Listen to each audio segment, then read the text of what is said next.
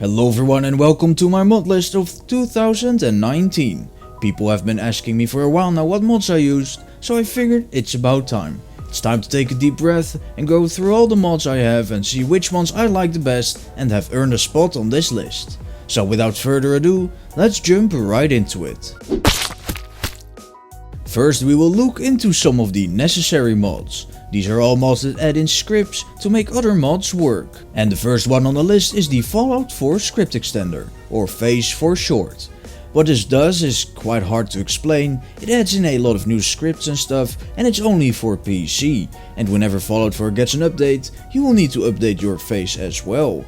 This mod is the mod you need to get other mods to work, such as Place Anywhere, which we will get into later in this video. Next up we have the Armor and Weapon keyword community resource, a whole mouthful. This mod creates a standardized framework for armor and weapon mods. What does that mean, you ask? Well, I don't know.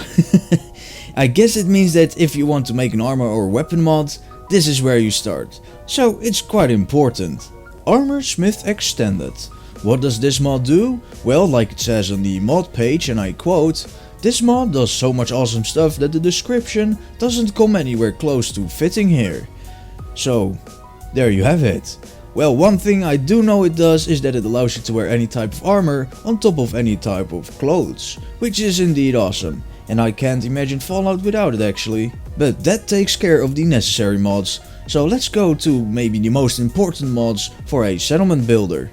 The settlement mods, and it's quite a bit of them, so let's go through them quickly. First up we have Faster Workshop, and this is an amazing mod. If you play Fallout on PC and you've got many settlement building mods, then this is a definitive must have.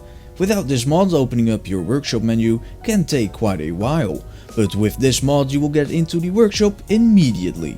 It's simply amazing. Place Anywhere. The title already says it. It will allow you to place anything anywhere you like. No more red borders. A really great mod to have. However, it does require the Fallout 4 script extender. Scrap everything. Same thing. Scrap anything you like. Just be careful you don't scrap too much. Workshop Rearranged. This mod will overhaul the Fallout 4 workshop system, redoing a lot, fixing a lot and also adding a lot of new things. This mod alone already adds more than 1,000 new objects that we can build and place down near our settlement. The Master Plan. This is kinda the same as Workshop Rearranged, however it basically only focuses on being compatible for only a couple of mods that are made by the same creator. In fact, this mod actually needs Workshop Rearranged, so that only shows how similar they actually are. The Woody's Wasteland mod. Now, I have used this mod in pretty much every Let's Build in Season 2 and it's simply amazing, I love it. The windows are the best part of this mod, but it also comes with some more wooden walls and also a fireplace, which is really cool if you're trying to build a bar or maybe a tavern. Homemaker. Adds lots and lots of new decorations that you can use for settlement building, but it also adds some new structures. Next up we have Animated Canopies. This mod will add in a variety of canopies, which you can place down on the ground or up in the sky using the Place Anywhere mod. And they also come in a bunch of different colors, so there's plenty to choose from. I personally like the red ones the most, but it's all up to you if you want to use a friendly red or a military green one. And then we also have Raider Tents and Tarps. Now this mod is kind of a weird one. It adds, like it says, some tents and tarps, but it also adds whale bones. Now I don't know why it's in there, but it's in there. Anyways, the tents and tarps are the reason I've got it, and they look nice. I've used them all the way back in Season 1 and I still use them till this day. Snappy Housekit adds a ton of new building walls made out of all sorts of materials. Great to have if you want to create a city, for example, or something that doesn't look as scrappy as what comes with the normal vanilla workshop. The Warehouse Extension Set. This mod adds more warehouse items such as walls, machinery, but also piers, railway tracks and more. Really nice to have if you want to create a really big warehouse or maybe even a train station. Business Settlements. This mod adds in a lot of signs, and I mean a lot of signs. From billboards to posters, this mod has it all. Next up we have Busy Settlers. This mod adds rugs and other items that trigger an animation to the settler that's assigned to it. There are dozens of rugs, so there's plenty to choose from. A great mod to have if you want to make your settlement look a bit more busy. And then we also have Increased Settlers, a mod that says what it does. It increases your settler limit. I have it set at 50, so at any time in my game I can have a grand total of 50 settlers in one of my settlements of choice. And you can even set it up to 200 if you want, but I don't recommend that. Spectacle Island Flattened. Well, it does what it says, it flattens Spectacle Island, making it perfect for building large ground level towns or even cities. And then my last settlement mod is Tuesday's Metro Oberland. I mean, come on, if you have watched my channel, then you know what it is. But if you don't, that's kinda sad. But I'll just explain it real quick. It adds in a brand new metro station settlement right under Oberland station. Well, that sums it up for all the workshop mods. And next up, we have Subway Runners. This is an amazing mod that adds a gigantic subway tunnel system to the game, which you can walk through and explore. There are enemies everywhere, and if you have a mod like Fallout 2287 that kinda turns Fallout 4 into one of the Metro games, then this is a really nice mod to have.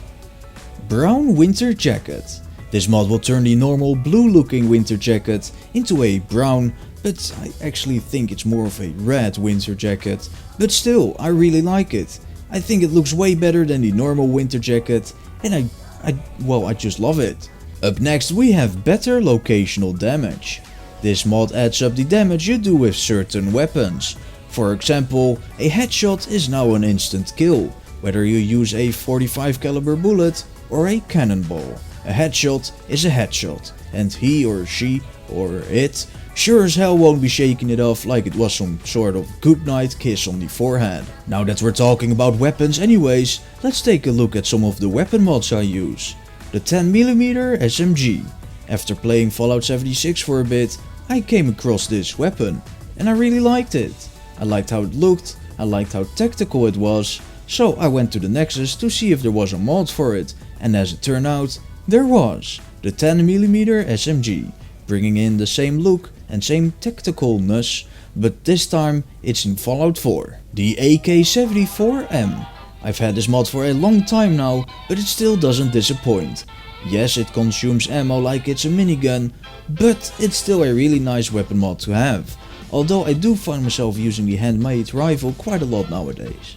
Speaking of the handmade rifle, let's talk about this mod for a bit. The handmade rifle wooden stock. Another mod that says exactly what it does. It adds in a wooden stock option for the handmade rifle. I really like the weapon, but the shovel stock just makes it look like it's from Rust and not like it's from Fallout. So I found this mod, and now for me it's perfect. Our next weapon is the ITHACA Model 37. Guys, if you have followed my channel for a bit, you know that I love this weapon. This is actually the third time I'm showcasing this, so this time I'll keep it short.